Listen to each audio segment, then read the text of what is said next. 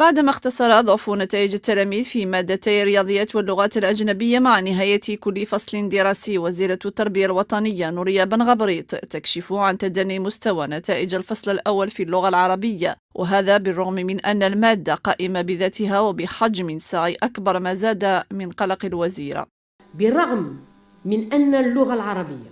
هي لغة التدريس وفي نفس الوقت مادة قائمة بذاتها بحجم ساعي كبير، فنتائج التلاميذ فيها غير مرضية.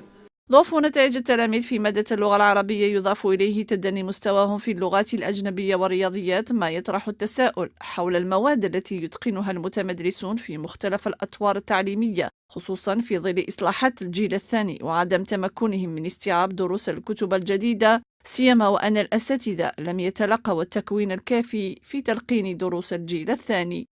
إذا كانت وزارة التربية الوطنية قد أعدت استراتيجية وطنية مع مخابر جامعية للعمل على تحسين مستوى التلاميذ في مادة اللغة العربية، هذا من خلال الوقوف على أخطائهم المتكررة أثناء الامتحانات الرسمية، فما هو حل الوزارة الوصية من أجل مواجهة تدني مستوى التلاميذ في مادتي الرياضيات واللغات الأجنبية؟